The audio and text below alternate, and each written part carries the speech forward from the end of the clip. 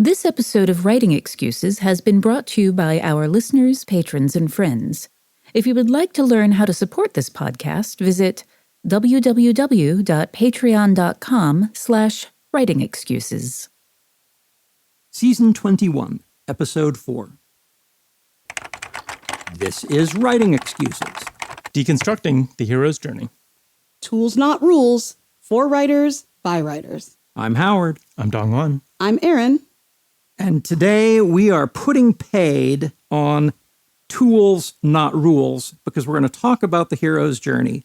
And I just need to preface this with, with a whole preamble about anxiety of influence and Hero with 1,000 Faces, and the fact that many of us look at this and think, man, I don't want to read that Joseph Campbell book, because then everything I write will end up conforming to this colonizing, culturally appropriating, whatever. And you know what?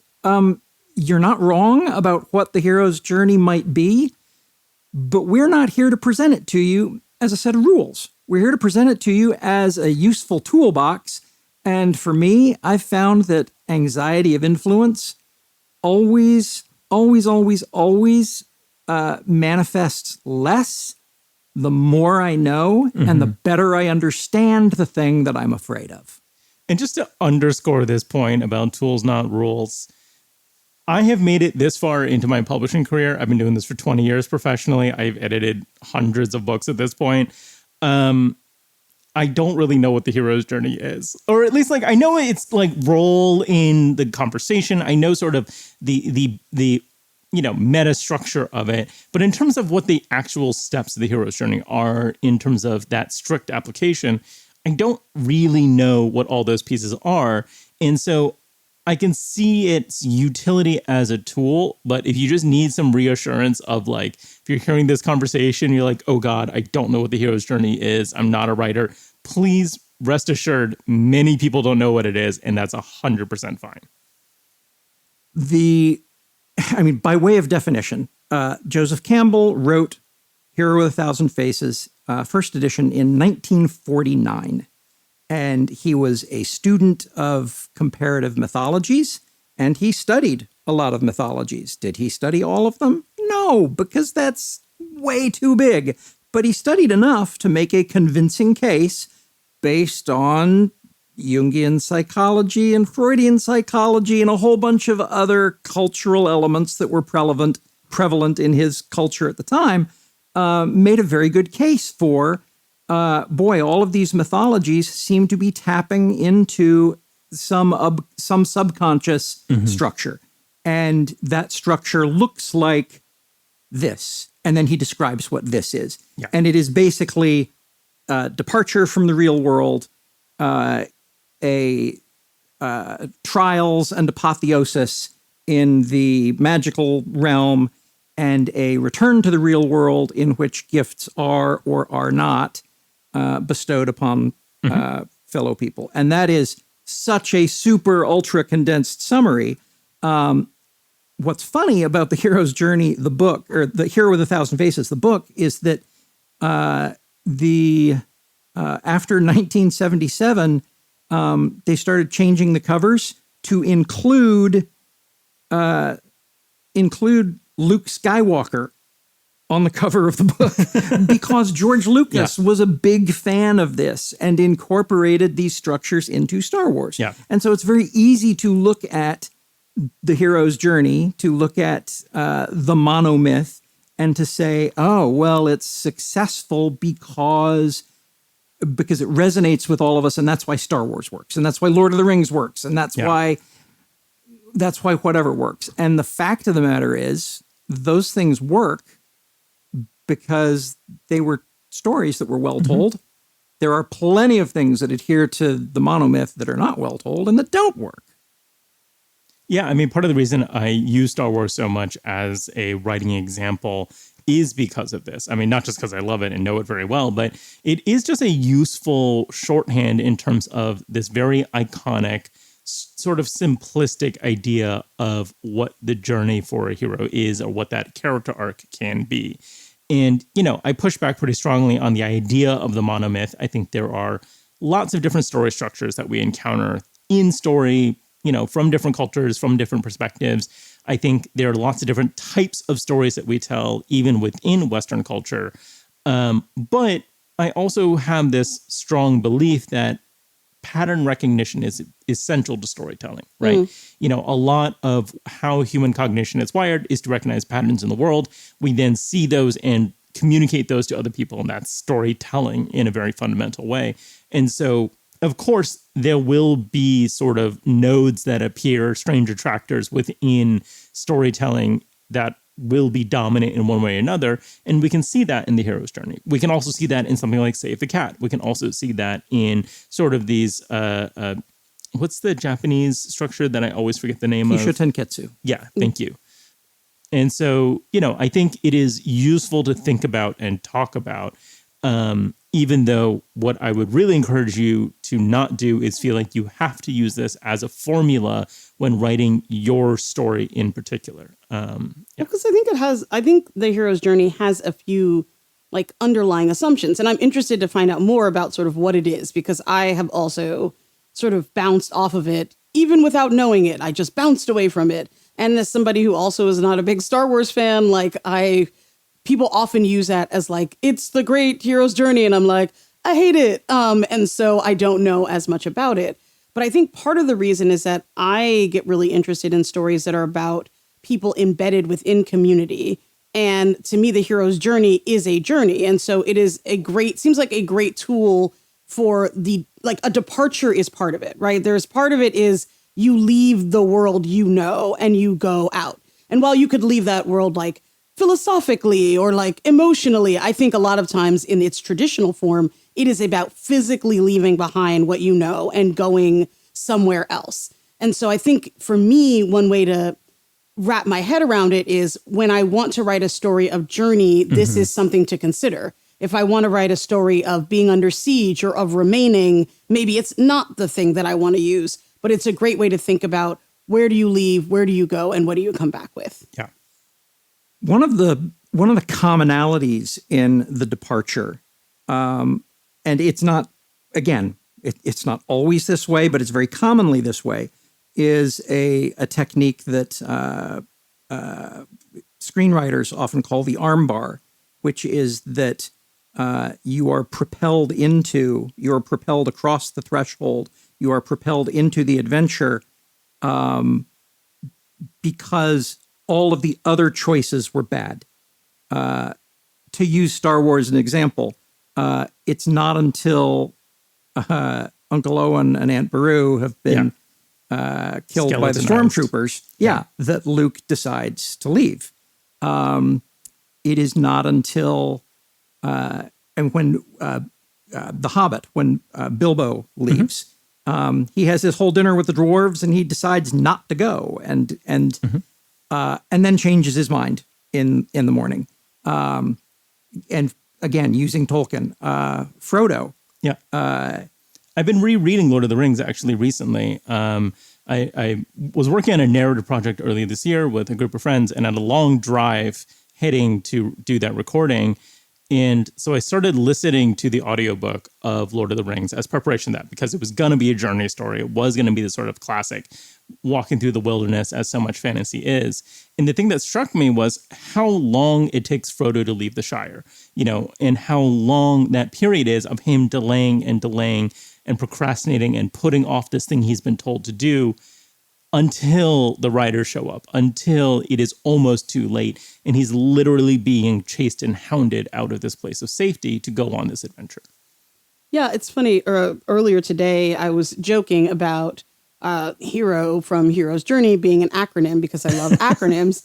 And I only got as far as the first 3 letters, but they were here I am, explosions, run.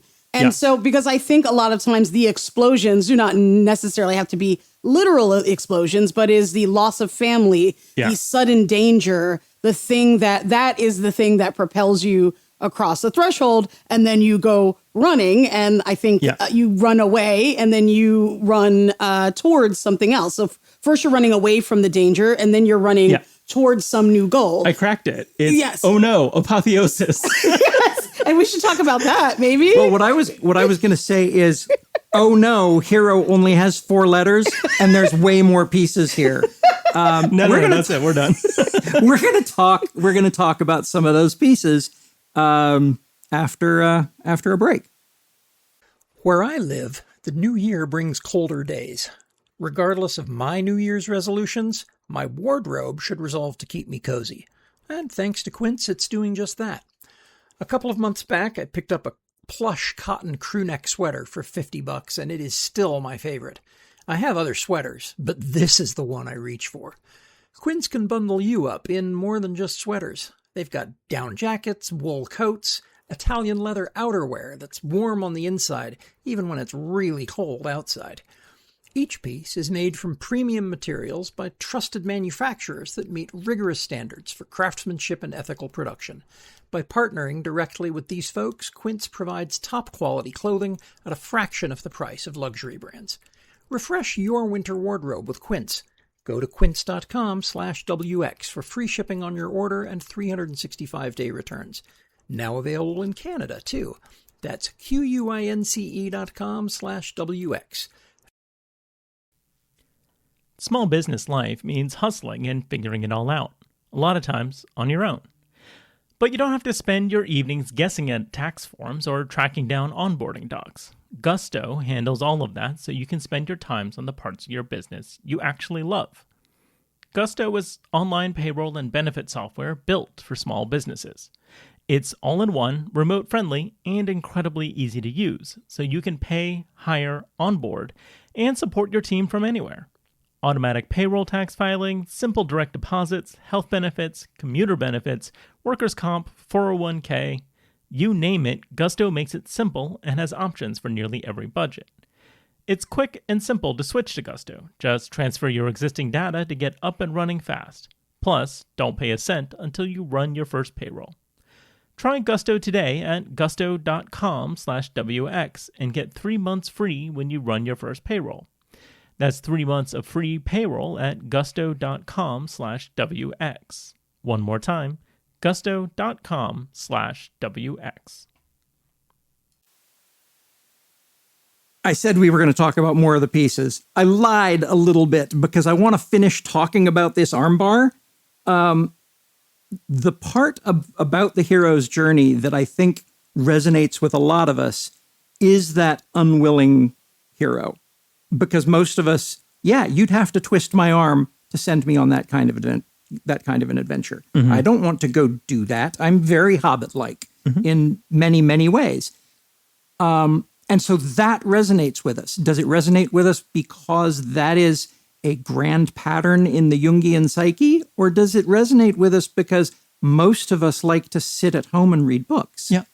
I don't know the answer to that, but I do know that it's possible to tell really good stories that begin with the hero saying, I'm picking up my sword and I'm going to go do something dangerous. Mm-hmm. And that's fine too. And there's something I think about a lot, and this comes up from TTRPGs, is you run into a lot of things where like someone will make a character who's like, I'm a lone wolf. I don't participate in friendship and doing stuff, right? And it's sort of like you end up in this problem where the forward momentum of the story stops before it starts because one player will just say, I'm not going to do that thing. And so the way I like to invert it is to think about this question of why, not if, right? If you're starting from this idea of if your protagonist participates in this, the answer is they're probably not. They would rather stay home. They're scared. They're whatever. They're not paying attention to the world around them. If you instead say, okay, they are going to do this thing. Frodo is going to leave the Shire. Why does he do that? Not will he do that? Starting with the why will lead you to much more interesting narrative places and sort of unlock all the things that cascade from that moment in a way that I think is way more useful. Makes sense. One of the key pieces that, for me, identifies a thing as having been influenced by the hero's journey is the presence of a mentor character. Yeah. And, oh my goodness, we see this everywhere. This is Obi-Wan. This is Gandalf. This is Obi-Wan. This is Gandalf. This is, why do I try to look at that and say, oh, that's obviously hero's journey? Because if I take a step back, you know what? All of us, hopefully, at some point have had mentors. This is a role that exists outside of this framework. The thing that makes the mentor character, the archetype, the meme, for lack of a better word, so memorably identifiable in the hero's journey is that they have to get removed from the picture before we have our final battle. Gandalf has to fight a Balrog and say, "Fly, you fools." Yeah. Obi-Wan has to be struck down and say, "I will become more powerful than you can possibly imagine." And that is, on the one hand, I mean, it's useful to know that tool, but on the other hand, it kind of becomes a meta predictor. Totally. If the reader sees the mentor, they're like, "Oh, that guy's doomed in Act 2."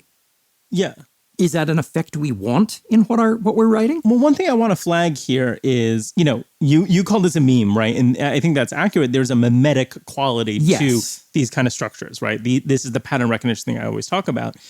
And it is this idea of like, you can see this mentor figure, and there's so many times I'm watching a movie and being like, he's dead in the next scene. Or like, it's like the old cop being like, I'm going to retire in 2 days. And you're like, you are not making out of this movie, bud. And I think soldier looking at the photograph of his girlfriend. Totally. Yeah. And the thing that I want to flag here is, those scenes can be kind of corny, right? Sometimes if it's too obvious, it'll feel cheesy. It'll feel what people call, quote unquote, tropey, right? And tropey doesn't mean that you're doing the thing. It means that you're doing the thing badly in a uncomplicated or way that feels rote and not rooted in the story, in an emotional reality of the characters, right? So I think that's really important, but it's also important to do the thing. Part of the satisfaction of being in a pattern is seeing the things complete, right? This is the thing of like, when you're telling a mystery story, if the Poirot figure doesn't stand in a room and put all the clues together for the reader, you're missing a satisfying part of the story. If you're telling a romance and there isn't a happily ever after, you're going to get yelled at by every romance reader in the world because that is part of the pattern and they're looking for that completion. What you want actually is that feeling of figuring the thing out one page before the author tells you, right? The satisfaction, the ideal mystery conclusion or thriller conclusion is the reader figures it out just before they figure it out, right? Because then they feel smart and they feel like, ooh, I can see all the pieces. And then you get the satisfaction of the thing resolving, right? So you can sort of think of it as a musical scale or musical note. You want the thing to resolve in a satisfying way that feels inevitable but surprising. Yeah, and speaking of that kind of resolution, like to really deconstruct the hero's journey, I was thinking that why does the mentor exist? And in some ways, like the mentor exists because as an author, as somebody telling a story, they are a vehicle to explain things, to give information about the world that someone who has been shielded from that world would never know. So there's some way, it doesn't have to be the mentor, but to me, what that role is how does the world make itself known in a way that is clear cut so that the person who is going through the journey understands what they're up against, how to do the thing that they don't know how to do, is given enough tools to put things together. And the mentor's sad demise or, I don't know, like leaves for another planet or whatever they do to make them unavailable is really about balance. If you start a story with reluctance, then you need to end with acceptance. I do not want to go on this journey. I am now the only person who can finish this journey. And so in order for that balance to happen, the mentor can't be there because they would be like, well, why don't you do it? You've had 25 years of experience. Seems like you would be way better choice than me, a person who started doing this 3 weeks ago. Yeah. So they must be like taken out of the story. Right. And so one of the things that maybe I'm taking from this is how can I, even if I'm not telling the exact hero's journey, look for ways to balance the way that a story begins with the way that it concludes. So you have that resolution. And how do I think about, how do I bring the world into the story? If I don't want to do it with the mentor because it feels too tropey, do they in a video game, they just find like really detailed journal entries for people going through the dystopian end of the world who still nicely lettered out like day 3, the zombies attacked again. Turns 4. out they're allergic to water. Like, you know what I mean? So that you know what it is. But I'm being bit by a zombie and writing it down for some reason. Oh, Why no. is this? Castle Arg. Exactly. But each time those are still, it's doing the same thing. It's just doing it a different way. Yeah. One of my favorite examples of this, of using the hero's journey, but using it in a way that surprises the reader, is the Mistborn series by Brandon Sanderson. Because the hero's journey, the pattern of the hero's journey, we discover on about, I think, halfway through book 2, I forget, it's been a while, we discover that thing happened and the hero failed, and that's why ash falls from the sky. We had a hero's journey, and we had this whole archetypical thing that fit on so many points. And what we have now is a heist crew that is trying to make a living, and in the course of doing that, they are finding ways to maybe fix things. And so, I mean, taking a step back from any sort of deconstruction of Brandon's work, using the hero's journey as world building, using it as something that underlies a mythos, a religion, a magic system, whatever, that your characters are aware of, but they are not following the pattern. That's a great way to very quickly ground your world and make it seem real without having to do a whole lot of heavy lifting. Well, one thing I wanted to point out, I was talking earlier about with patterns, what we want to see is the resolution, right? We want to see the chord resolve. There's a second way you can resolve an ascending scale, which is to break the pattern, right? You don't have to go through the obvious resolution. You can invert it, right?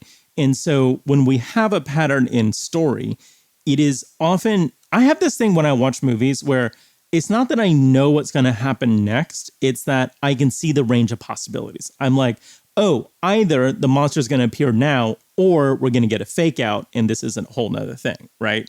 And I think those inversions can be just as satisfying as giving us the thing. There's a moment in the Candyland remake directed by Nia DaCosta where one of the main characters, like near the end of the movie, she opens a door to a cellar and you see this descending staircase into darkness that is like below this creepy building. That the villain is down there. And she just looks down that hallway and says, nope, and closes the door. And it is one of those like perfect inversion moments of here's the pattern. We're showing you the pattern of your horror movie protagonist is going to enter a scary situation full of tension. And then we see her say, I ain't doing that. And it's so satisfying and so funny in that moment because you can invert the trope in a really useful way. So when you're thinking about these tools, remember, you can choose to deliberately use them or not use them. But if you don't have an awareness of what pattern you're playing into, it can misfire because I will expect you to either do it or not do it. And then if you show instead that I didn't know I was setting that up, then I'm like, oh, you're not good at this. You don't know what you're doing. Speaking of knowing the pattern, I am curious. We made it through the beginning and then, oh no, apotheosis. But is there anything we missed like on the back end? Goodness. Also, yeah, I think we made it through the first quarter. I was like, we did not actually take up the call, nor did we resolve the situation. But I'm wondering if there's a quick, like for people who, number one, maybe don't know apotheosis or like don't know the rest, if we need to do that now or. Yeah. I will go ahead and provide a graphic for our producer to post on the web. We built Monomyth Lite for Extreme Dungeon Mastery, which is super useful for storytellers.